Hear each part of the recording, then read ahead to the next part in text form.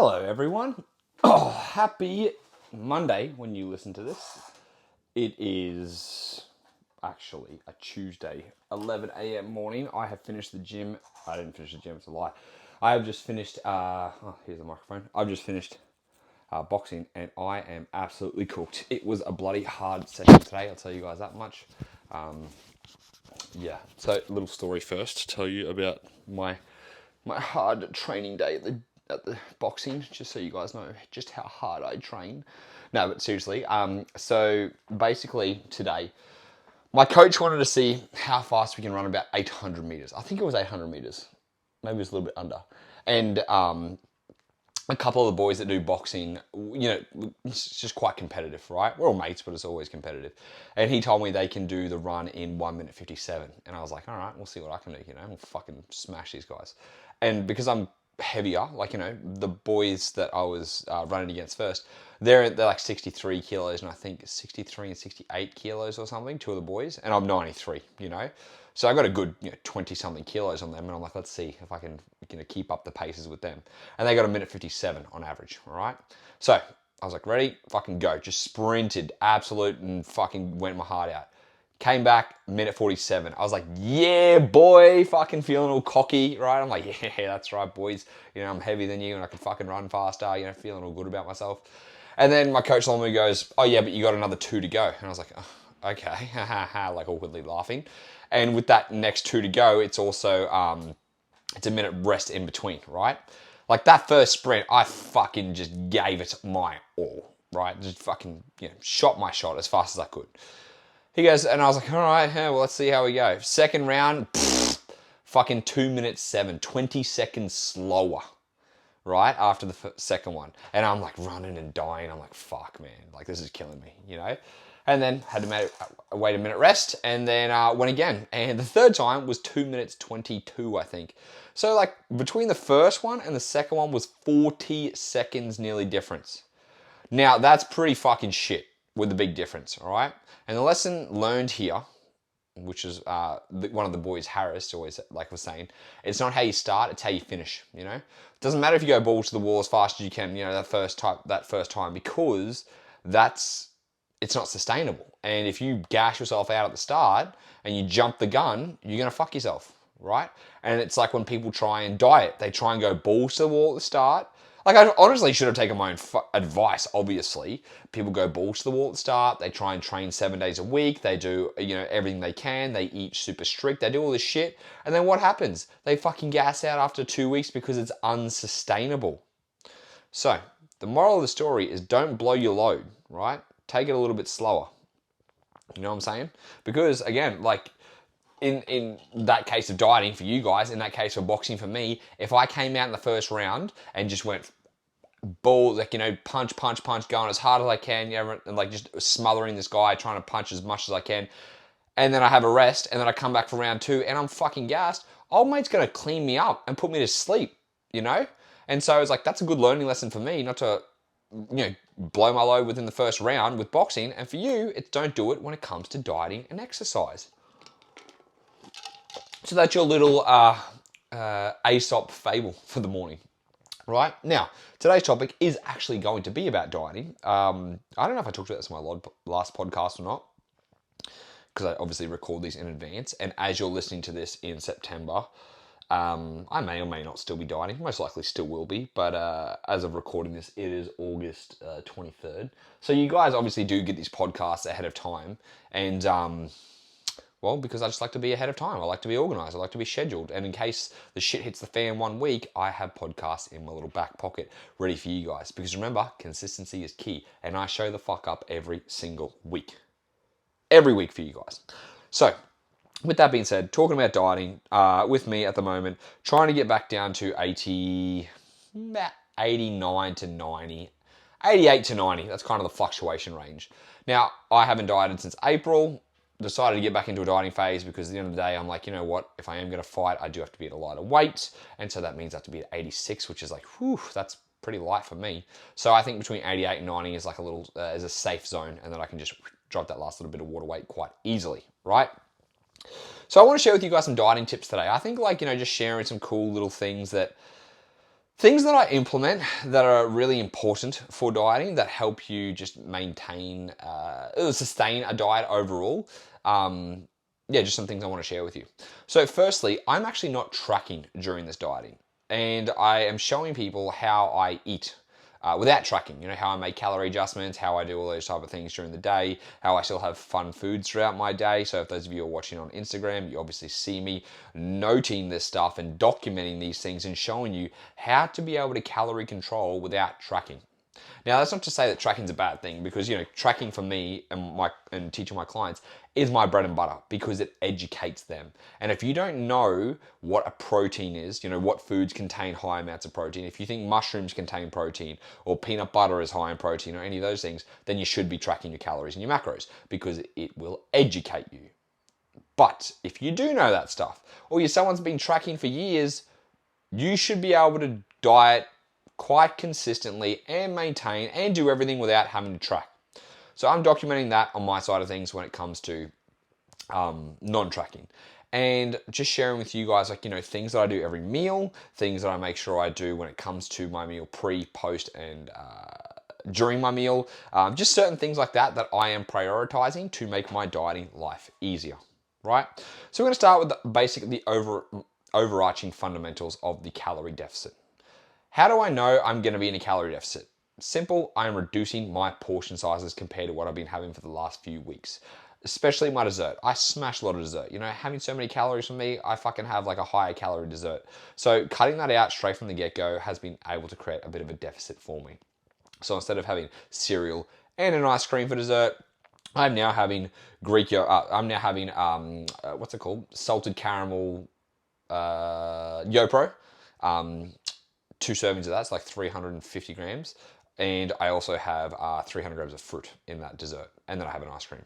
Because my cereal and my milk was like, I think 900 calories. So take away that, add in like 350 calories worth of veggies, worth of my, probably a bit more than 300, like let's say 400 calories. That's a 500 calorie reduction just from subbing that dessert, sorry. Easy change. Right, so changing that up for myself, and then also reducing my carbohydrate sources overall. So not choosing bagels with peanut butter anymore, which I'm not saying you can't have in a deficit, but even though I've tracked for years, just cutting those things out, I know are calorie dense. Cutting out the calorie dense foods basically is the easiest way to go about creating the calorie deficit, all right? So apart from that, I focus on, firstly, my hunger. Now here's the thing. I don't get hungry in the morning at all. Do not have hunger, right? Because I do not have hunger, I will have caffeine in the morning. I will have a protein shake, just protein with water in the morning. And that'll basically do me over until about 11 a.m. So the reason I have a protein shake in the morning is because I will still train in the morning, whether it be cardio or whether it be weight training. I still do that first thing in the morning, and just having a protein shake with water afterwards is just something to get some type of protein in, so I'm not losing my gains, basically. It's 1.5 scoops of protein, so it's about 200 calories-ish for that. And then I have about 2 skim cappuccinos a day. And for those of you, like, you know, based on what milk you're having with your coffee, people are always like, oh, you know, how many calories are in this? It's actually quite easy to know. So if you're having like full cream milk, right, we just look at the 250 mils on the full cream milk label, and I'm pretty sure it's like 250 calories, correct? So like, you know, a cappuccino is about, I think it's 300 mils in a cappuccino. Now, it's got a little bit less milk in there, but I just say that's like 300 mils of milk, you know? Now, with me choosing a skim cappuccino, I have 2 of those a day, so it's about 600 mils of milk, and that's about 200 calories. So in my morning period, from waking up at 4 a.m. up until about 11:30 a.m., I'm only having about 400 calories. So 2 skim cappuccinos, which is 200 calories, and then my 200 calories from my protein shake, that's all I'm having. And then just drinking water and stuff. Because caffeine kills my appetite, but at the same time, I'm not hungry in the morning. And because I'm not hungry in the morning, I just don't have as many calories. So if you are someone who doesn't get hungry in the morning and you are dieting, you can eat a little bit less. Now, here's the thing. You don't want to fast, all right, for most people. The reason, because people will make up some excuse like, or make up some justification in their head. Oh, I don't get hungry. I can just intermittent fast. And then they start binging for the rest of the day. So if you try and restrict your food during the morning and it causes you to overeat, that is your answer, that you don't do that. All right? Don't do that. So you have to be aware, okay? Again, if like skipping breakfast doesn't have any extra benefit to losing body fat compared to eating breakfast, all right? There's no benefit. Some people need to have breakfast in the morning, other people don't. It really is person dependent and there is no right or wrong. I actually try and encourage my clients to have breakfast because most of them have shitty routines overall and the body likes regularity. And giving people breakfast throughout the day just starts them off on the right track. Instead of skipping it, then being hungry at 10 a.m., then choosing a shitty food choice, I would rather preemptively have them eating better foods overall.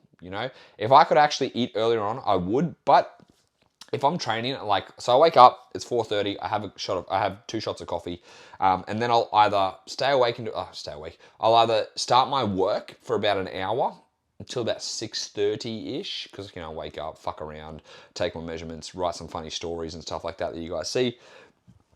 Then it'll be about 5:15. Then I'll do a little bit of work for about an hour to an hour and a half. I just like to get into my day. I hate eating because it stops me from getting into my day. And because I like to wake up, I'm quite productive first thing in the morning, I get work smashed out. Then it's about 7 a.m. and now that caffeine's hit me and I'm like, woo-wee, like I'm peaking. I want to go and train. So I'll go and do cardio or I'll go and do weights, right? Always after I train, because my body I'm quite a hot human, as in like my body temperature is fucking always like I'm sweating. You guys, people are always like, why don't you wear a shirt? Man, you want to see my shirts? They're drenched all the fucking time. In winter, I sleep with the aircon on and the fan on. Angie's like under 2 blankets freezing, and sometimes I'll wake up with a fucking sweat patch in the morning, So like I just run, like my body core temperature, thermoregulation is just heating up all the time. So after I finish exercise, I don't want to eat. I'm like there's no fucking chance I'm eating. Like some people may get like that. If you realize that you're not hungry after a workout and you're like, oh, why? It's probably just because your body is hot. And it's also a funny thing because it's called the cold water effect. Have you ever gone for a cold swim, or, those of you who are swimming in cold water, you get out and you're starving? I don't know, like they actually don't know why that's a thing, but it is actually a thing. But funnily enough, it's kind of the opposite, You go in the freezing cold, you come out, you're starving, your body temperature's up, you're hot, and you may not be hungry. Again, this isn't for everyone, this is just for certain people, including myself. So there's no chance I'm gonna work out and then be like, yes, I want to get stuck into a meal. Like, no way.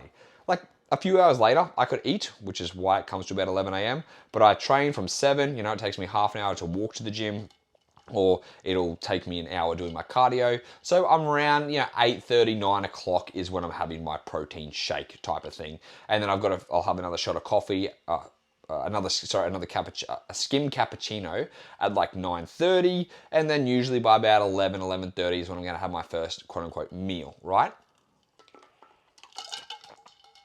So with my morning, that's the way it goes for me. Again, for you, if you need to have breakfast in the morning, have breakfast in the morning. It doesn't matter. But being self-aware is important, because when you're self-aware and if you can get away with breakfast, not having breakfast, sweet. If you skip breakfast and you're ravenous all day, then guess what? Why the fuck would you skip breakfast? It's not going to benefit you. It's going to inhibit you more than anything. And it's going to make the dieting harder, because the more the easier we can make dieting, right, the better it's going to be. Adherence is key. Adherence is always the biggest key. Okay? So that's how my morning goes. Then lunchtime. Lunchtime for me is like 11:30 because I'm up since like 4 o'clock.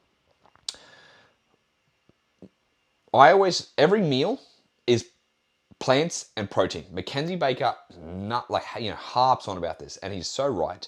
And it comes back to the Australian Dietary Guidelines. Every meal I start with plants and protein. Where are my plants? Where are my protein? That's the 2 questions. I have about 50 grams of protein per meal. Now, when I say 50 grams of protein, that's not total protein. That's 50 grams of protein in the food itself. So if you're having 200 grams of chicken breast, that's about 45 to 50 grams of protein. If you're having 200 grams of any basically lean meat, that's about 45 to 50 grams of protein. If it's like tofu, you're going to need about 600 grams of firm tofu, I'm quite sure. No, sorry, that's wrong. You're going to need about 300 grams of firm tofu, if you're a vegan or vegetarian. If it's a protein shake, it's 2 scoops of protein, which will be about 50 grams. So for me, I think about, where's my protein? It'll be about, I'll roughly guesstimate, because again, I'm not weighing food either. I'm guesstimating to show you guys that you can do this. Chuck on a big bunch of protein. It's always lean, simple protein. So it's either chicken breast, lean beef mince, turkey mince, turkey breast. What else? That's basically it. Red or white meat, basically. I don't have fish for lunch. I always have just salmon for dinner when I have my salmon. So that's what it is. Then plants. I just fucking load up plants, all right? Any type of veggies I can get. I love veggies, thankfully. And also Angie cooks them really well, right? She knows how to bake and cook and stuff.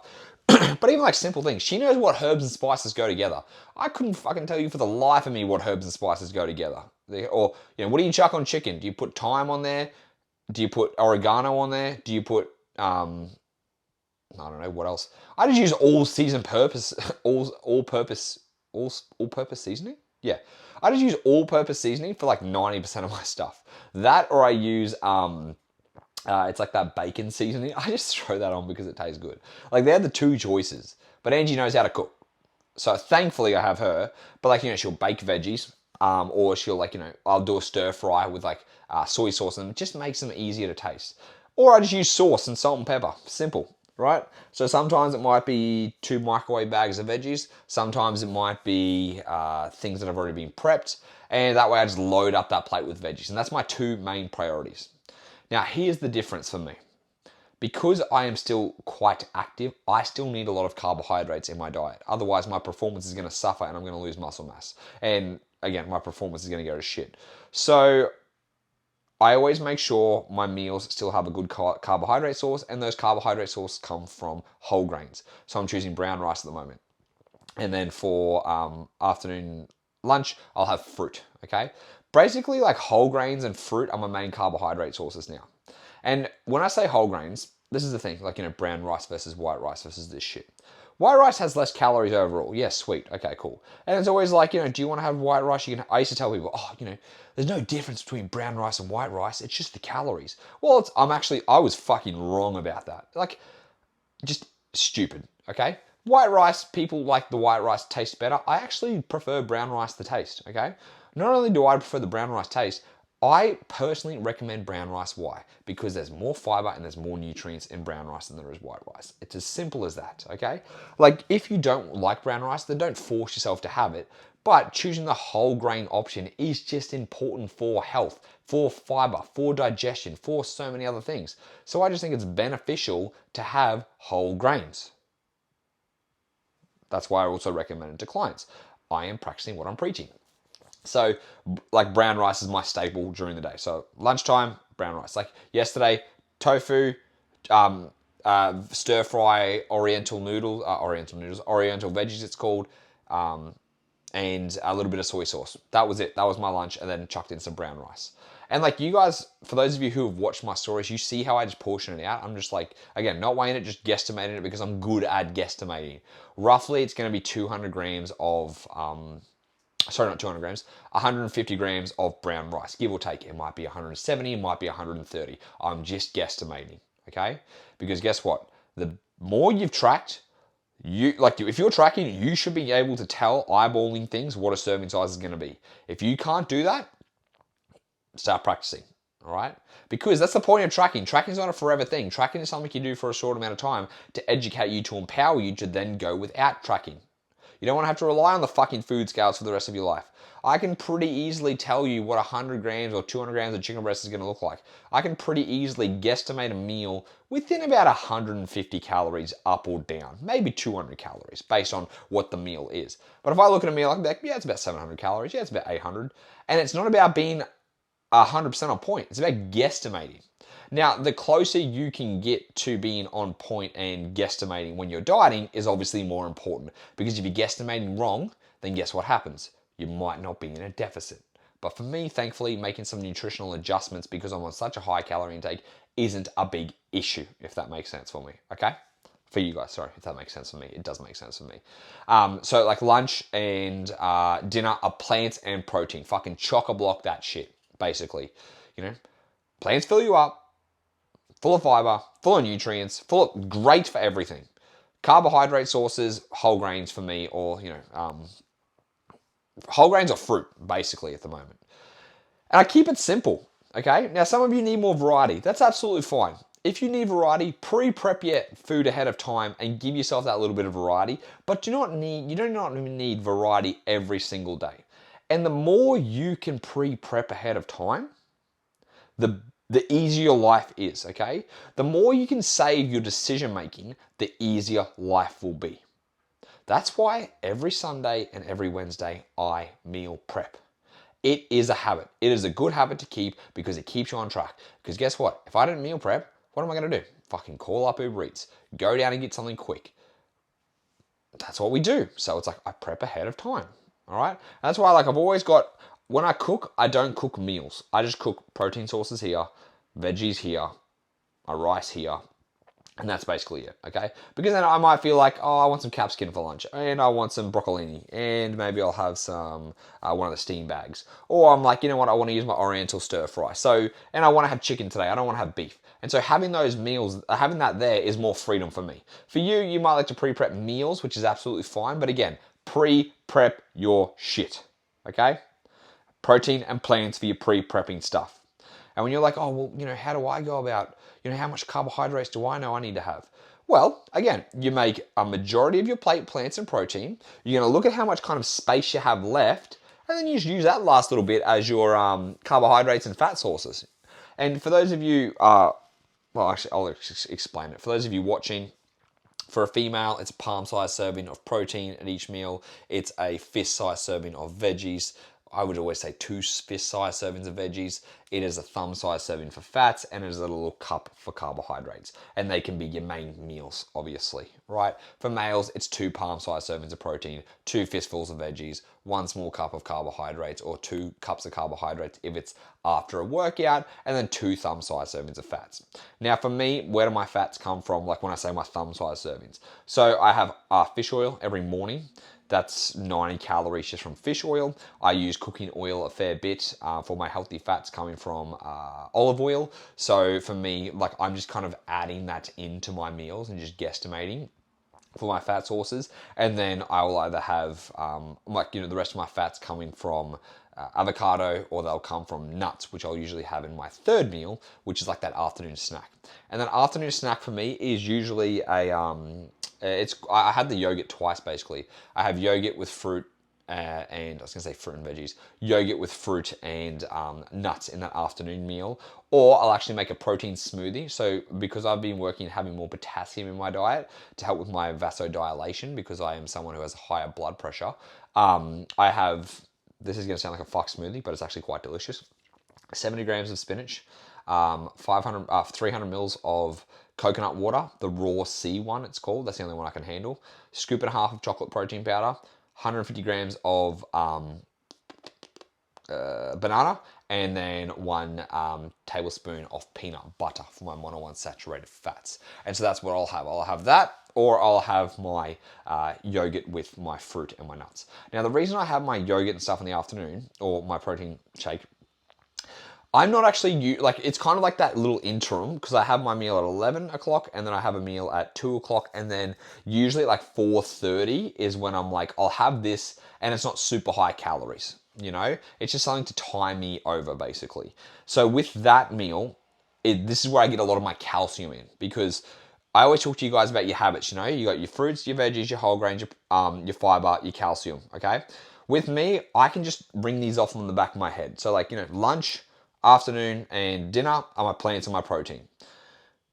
Well, funnily enough, obviously my afternoon snack is plants too. And when I say plants, it's fruits, it's veggies, it's nuts, seeds, and legumes, okay? So I'm getting that in every meal, my plants and my protein. So my fiber, off the charts. Protein, absolutely done. Whole grains, they're in there, obviously, with my rice and for dinner time. I don't class potatoes as vegetable. They are a vegetable, obviously, but they are more calorie dense. I kind of put them in the whole grain basket because they're still full of nutrients. They contain a lot of fiber. They're just they're just slightly higher in calories, basically. So I add potatoes to my technical whole grains. So that's how I add that in. But again, like I'm getting plants and protein at every single meal, which is my majority. I am then getting my calcium from usually that afternoon meal and then also my dessert. So I know I'm ticking those boxes off. And that's something I can just ring off in the back of my head because I've been obviously doing this for so long. But they're how I plan my days out. Like every fucking meal has plants and protein. I'm just thinking every meal, what are these habits that I'm ticking off? And I keep my food simple, okay? Here's an important thing. All the food that I'm having is a 7 out of 10 taste-wise. Like salted caramel YoPro, fucking lit. Salted caramel YoPro with fruit, delicious, okay? If I added salted caramel YoPro with fruit, with honey, and peanut butter or Biscoff, guess what? That makes it higher than a 7 out of 10. The reason I don't want a higher than a 7 out of 10, especially when dieting, because you're never fully satisfied when it's a 10 out of 10. A 10 out of 10 makes you want to go back for more. A 10 out of 10, you're like, oh yeah, like should I have a second serving? Am I gonna lick this bowl clean type of thing? You don't want that. You want it a 7 out of 10. It tastes delicious, it fills you up, but you're not thinking, oh, I need to go and have more. So I make all my food taste like that. And that's a really big key component of dieting because you see these people fucking throwing all this bullshit in their food. You know, all the sugar-free stuff, the Queen's maple syrup, the sugar-free jelly, adding Biscoff to every fucking meal, all these things. And it's like, if you're making your diet hyper palatable and tasty, you're going to have issues. You're going to still be hungry and not satisfied. So for me, I'm like, make it a 7 out of 10, you know? You can make a tofu stir fry or a chicken stir fry taste like a 7 out of 10, you know? Soy sauce tastes fucking lit. Soy sauce with veggies and, chicken and maybe you chuck in some good herbs that you know about that I don't, would make it taste lit, you know? So always make it a 7 out of 10. Like a juicy steak for dinner with like mashed potato and pumpkin and then having some veggies, like man, to me, that's like a classic growing up meal. But that's like, whoa, that's fucking delicious, you know? How would I make that a 10 out of 10? I'd probably choose some high calorie sauce, maybe chuck some mayo on there, maybe add some milk and butter to my mashed potato and pumpkin. Like I could definitely make that a 10, but even at that 7, it just really hits the spot. And so do these things and try not to make them too tasty because they will cause issues for you, right? So stop following all the fitfluencers, like trying to make you fucking every meal, like I say, eat like an adult, don't eat like a child, and make it taste good. 7 out of 10, okay? And so also with that, like when I think about, making my meal a 7 out of 10, then we have like, what do I do at every meal? So obviously we've got our plants and my protein and stuff like that. Before the meal, every meal I look where my beverage is, okay? The reason I encourage having a beverage at every meal is because it helps with fullness. Our stomach has stretch receptors, and as we eat more and more, our stomach begins to expand, and when we get to a certain point, it starts to send signals to our brain to say we are full. Liquid helps expand our stomach. And so when you have a beverage at every meal, for breakfast, it might be coffee or that protein smoothie or whatever the fuck it's going to be. For lunch, it might be a sugar-free cordial or a Diet Coke. Who the fuck drinks Diet Coke? Coke Zero or Pepsi Max. For afternoon tea, same type of thing. Might be another Pepsi Max or even some water. God forbid water, or soda water. Any of those things, like anything, right? Just have a beverage at every meal. So for me, I love Pepsi Max. Pepsi Max is like my main thing for dinner. For afternoon, when I have my if I have my smoothie, I obviously don't. That's my liquid. Otherwise, if I have my yogurt, it's just water at that time. And then lunchtime is always sugar-free cordial. That's basically how I choose it. And then for breakfast, I have my liquids throughout the morning anyways. But they will help with fullness, okay? So you sip, you drink before you start eating. Then throughout, as you're eating, you make sure you drink as you eat. Don't listen to any fucking idiots telling you that if you drink liquid during when you eat, it causes digestion issues, or what do they reckon? It reduces the acidity in your stomach and this shit. Fuck off, man. It definitely does not, okay? We have plenty of research showing that does not happen. So anyone talking about, oh, you shouldn't have liquids around your meals or half an hour before or half an hour after, fuck off. They're wrong, all right? I'm trying to get better at my swearing too. I do apologize. I mean, I'm obviously swearing, but like I swear a fair bit, and sometimes I'm like, let's cut it back a little bit. So, but this is an appropriate time to swear. F off. You can drink your beverages and there's going to be no digestion issues. You can even have tea, all that type of stuff. You're fine. Have whatever you want. Just drink something while you're eating, okay? Then, while you're eating, 20 to 30 chews per mouthful. And then put your fork down between meals. I feel like I did talk about this maybe last time. Too bad, you're getting it again. Put your fork down between mouthfuls. Chew, chew, chew.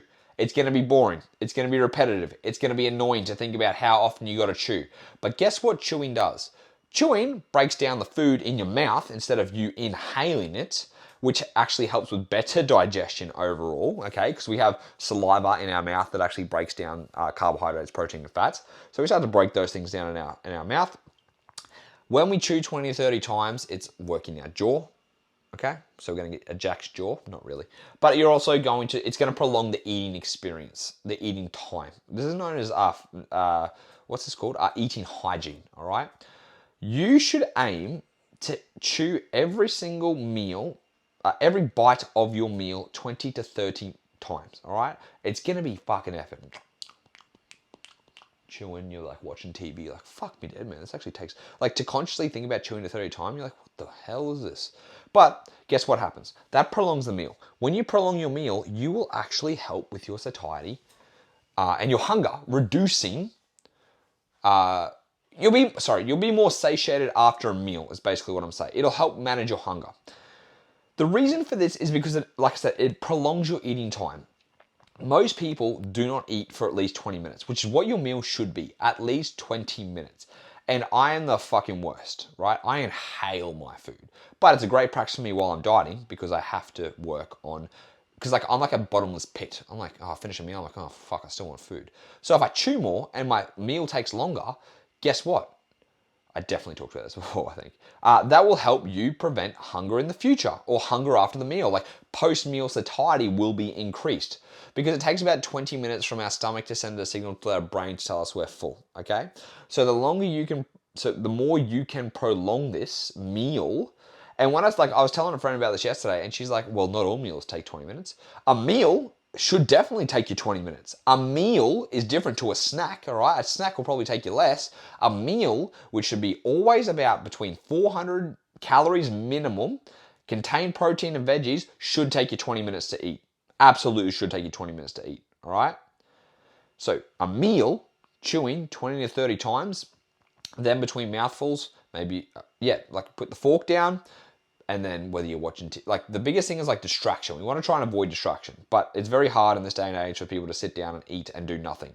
Like I would slam my head into a wall if I could do nothing while I ate. If I just sat there and I had to think about chewing every mouthful for 20 minutes, I'd be like, what the fuck?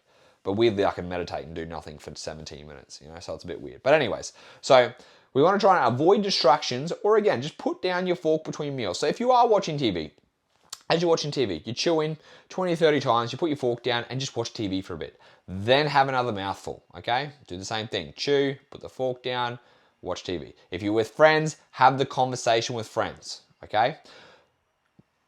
This is what we're doing to prolong the meal, and what is happening is you're allowing your stomach to digest the food and to send signals to your brain. Because how many times have you eaten a meal? I don't know if you've ever done this. You've eaten a meal, you're not satisfied yet. You're like, oh, I can still get something more. And then maybe, let's say you've gone back for seconds, or it's dinner, and you've gone back for dessert. And as you've gone to get dessert, man, I literally feel like I talked about this last week, but too bad. You go to get dessert, and then as you're making that food, you're kind of starting to get full. And then you sit down, and you've got this big meal, and then you're kind of eating more than fullness, right? Like you're like, oh fuck, I'm actually already full. That's just because we didn't give our body enough time to send signals. And so when you prolong that meal out, it gives you more time to be able to, it gives your stomach more time to send that signal to the brain to know you're full. And your hunger will be managed a lot better with those 20 to 30 chews, all right? So eating hygiene is an important thing, okay? So 20 to 30 times, and the meal should be 20 minutes long. This is something that has been such a good practice for me.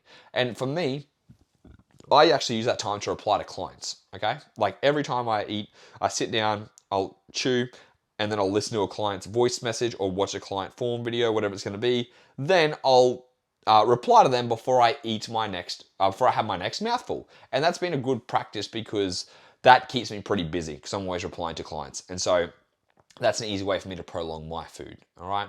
Another thing you can do is listen to an audiobook for less distractions, or what else? Maybe watch nature if you're someone who can watch nature. I wish I could just sit and eat and do nothing, but I can't. So I just use distraction to my advantage versus letting distraction allow me to mindlessly eat. All right. So food hygiene is a big important thing.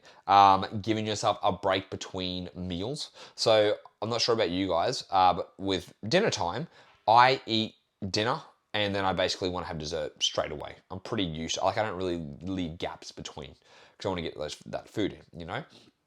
Especially while I had more calories in, I wanted to give my stomach less time to feel full because I need to get all this extra food in. So instead, you leave a gap between breakfast and dinner. I hope you leave a gap between breakfast and dinner. You leave a gap between dinner and dessert, okay? So I would say, play the 20-minute rule again. Let's just say 20, 20, 20, okay? 20 chews, get to 30, for 20 minutes long for your food with a 20-minute break before you decide on having more food. Boom, there you go, okay? 20, 20, 20. What this is gonna do is this is gonna help give your stomach time to digest the food, to tell your brain you are full. And sometimes when you're like, all right, fuck, I've got to wait 20 minutes, you'll do something else, you'll probably get distracted, you know, because you've got to kill time for 20 minutes, and all of a sudden, you're like, oh, actually, I'm not hungry anymore, or I forgot about hunger, basically. So it's a good thing to give yourself that little bit of break, you know, that time for the body to digest food and decide whether you're actually still hungry or not. And that's just, again, it's been a good practice for me that I've been implementing already, and it's been quite beneficial. For someone who's a bottomless pit, it has definitely helped. So food hygiene is important. Regularity with your meals, eating roughly within the same time frame, ideally within like an hour on each side. So if you eat at 7 a.m., eat at 6 a.m. or eat at 8 a.m. You know, if it's 12 p.m., 11 a.m. or 1 p.m. If it's like 1:15, don't fucking stress. But just try and keep your meals regular, okay? This is also why we usually go to the bathroom when we wake up in the morning. Our body likes regularity. You're not really going to the bathroom at night. I mean, some of you do, but you might have regularity of going to the bathroom at night. But we're not like, our body likes regularity is basically what I'm trying to say, okay? So doing that has helped me. What else are some dieting tips I can give you guys? Distraction, all right? So for me, I am someone who likes to be very busy. And being busy allows me to forget about food because I'm distracted with doing work. The more you can keep busy, the better, because an idle mind is the devil's playground. When you have free time on your hands, when you have time to think, and the further you get into a diet, your brain is going to be looking for any excuse to make you think about food. Are you going to get on Instagram? Are you going to look at food porn? Are you going to start looking in the fridge and just having a look to see what's around? Are you going to start walking past bakeries and licking the outside window like, I want some of this food? Like, the brain's going to play some fucking crazy tricks on you. So the busier you can keep, the better, all right? For me, at nighttime, very hard to just sit and watch TV and do nothing because, again, like TV to me, like I love watching, you know, The Office and comedy and stuff like that, but it's just something that kills the time. Basically from 6 p.m. until bedtime, for me, it's like, how the fuck do I kill time? And, you know, I've got like 2.5 hours where I'm like, I just need to get through this time, basically. It's a bit of a tough one. So all I do is, I actually got a Nintendo, I've already had a Nintendo Switch. I got Pokemon again. I got Pokemon Shield, I think I got. And like that, like keeping distracted, man, I forgot, like Pokemon has come such a long way. There's my kitty. For those of you who have like OG Pokemon, which I was OG, like I'm born in 95, like I fucking loved Pokemon as a kid. And then like I kind of fell out of it because I just grew up. But like I was like, oh, I need to do something. I've got a PS3, but every time the updates just take so long and I get my ass kicked on Call of Duty and I hate it because those young kids are so damn fast. And I'm like, oh, fuck, what am I going to do? All right, and like on the other weekend, I was like, oh, I'll just get Pokemon, whatever. Let me just play it. Man, Pokemon has come such a long way, and it is actually fun. Like, it is such a good time killer for me, especially on the weekends too. Again, like, you know, just keeping busy on the weekend is important. It's annoying because once I do all the things I need to do for my weekend, I've got a fair bit of free time, and I'm just like, what am I going to do? Now that I've got a Switch, it just kills time, you know? An hour, 2 hours pass, and I'm just, you know, I don't know if you guys used to do this, for those of you who are actual Pokemon Pokey heads, whatever they were, Did you ever like level up your Pokemon at the very start and get him to like his second evolution, you know, get him to level 20 or something, and then just go through the gyms and just fucking just beat everyone? That's basically what I'm doing at the moment. And because it's time consuming, and with this new Pokemon, it's got all these crazy new Pokemons in there, but it's also got the old ones in there too, which is cool. So like, you know, I'm just playing this cool game at the moment, killing time and keeping busy, because my mind, the more distracted it is, the less I'm thinking about food. So keeping busy is a really, really important thing. All right. So same thing on the weekend. Keep busy, get distracted. Don't sit at home and fucking watch Netflix for hours on end, because at some point you're going to get up and you want to eat food. Go outside, you know, go and socialize with people. Same thing. So another thing, obviously, you know, I've talked to you guys about the socializing, choosing, you know, not out drinking and stuff like that. There are points where you can pick and choose, obviously, what you're going to do, as long as you take responsibility for yourself. So I went to a festival on the weekend and I didn't drink. I was like, I'm not going to drink. I'm just going to go there, have some fun. It was it wasn't so much a metal festival. It was kind of like metal. It's like instrumental metal, I guess you would say. So for those of you who know like Cog, Carnival, Pellini, things like that, it was that kind of festival. And I just didn't drink the whole time. It was fine, you know? And I actually didn't really eat food either, if you know what I'm saying. Like, so me going on a festival, I don't have to worry about, have to worry about drinking, because I'm not a big drinker anyways. Like when I drink, I go 0 to 100. And that's why I just pick and choose my drinking battles, if that makes sense. So I didn't drink that weekend. This weekend coming, I've actually got a friend's Bucks in the Gold Coast. And it's his Bucks, and we're going to be in the Gold Coast, and we're going to be going out. I'm like, you know what? I'll drink. Why not? Fuck it. Who cares? I am going to be okay with that weekend and basically that week not seeing progress, all right? And this is the cool thing about dieting. When you diet, as long as you know what's going to be happening, like what the outcome's going to be that week and your intentions, you get to decide whether you'll get results that week or last week. Like I've been, you know, getting results for the last 3 weeks. This week, if I don't see the scale go down, I'm not going to fucking jump up and down and cry, because I'm choosing to have a higher calorie weekend with some drinks and some food, right? Like we're all going to stay at the Q Hotel or whatever. They're going to, like, what am I going to do? I'm going to meal prep. I definitely could. But like there's no rush for me to lose the weight. So I'm like, well, this weekend's going to be just a little bit of a write-off. And it doesn't mean I eat whatever the fuck I want to eat and I don't do any activity or anything, because I'm someone who likes routine. I'm going to get up in the morning, go for my steps while everyone's still slowly waking up. I'm still going to eat my protein 100%. I'm still going to get in some fruits and veggies, because I'm just a weirdo that likes fruits and veggies. And I'm not just going to be like, oh, well, you know, for breakfast we might as well just have a fucking croissant. For lunch we might as well go and get Hungry Jack's, and for dinner KFC. Like, I'm not just going to be some fucking slack cunt. I'm still going to do some good things. But obviously, with alcohol being consumed, there's definitely going to be a late night kebab, because I haven't had a kebab in a while. Who cares? Like, that's my choice. There's no rush for me to be down on that weight. And if 1 week it's a little bit slower, I just come back feeling fresh on Monday, ready to get back into it, you know? And again, it's that differentiation of not having a black and white mentality, thinking I need to be perfect, but also thinking, okay, this is a write-off weekend, I can eat whatever the fuck I want. Definitely not the right mentality to have either. But it's just accepting that this is my responsibility at the end of the day, and I'm choosing not to diet that weekend, you know? It is what it is. Do I lose weight or do I not? Who cares? I come back on Monday, I'm ready. I don't beat myself up. I don't say, oh, you fucking idiot. Like, why did you do that? You've just wasted a week of dieting. I don't care for that week. I am making the decision. I am taking responsibility for my decision. I am okay with the decision that is being made, okay? No one's holding a gun to my head. Tice, mate, you better drink. I could say no to drinking, because I don't drink a lot anyways. I can literally say no and just not drink if I wanted to, right? I could literally be like, I'm going to prep my own food and do meal prep and stuff like that. But again, like, I'm not doing that. I would like to have some fun on that weekend. That's it.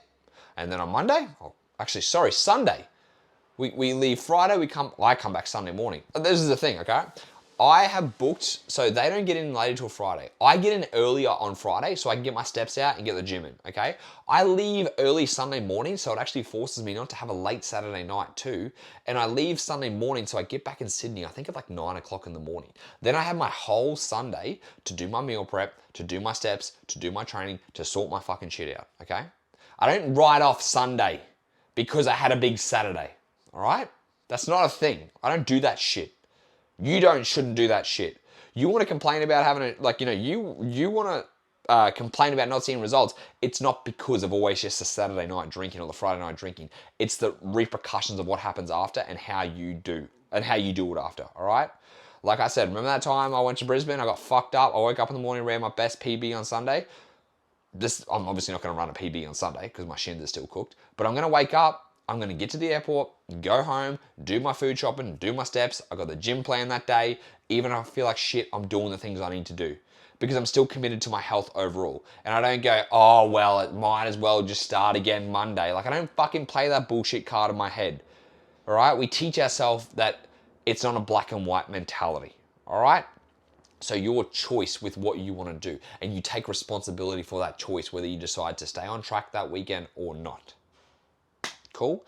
So they're just some little tidbits for you about dieting advice that I hope helps you guys understand some implementations that you can do.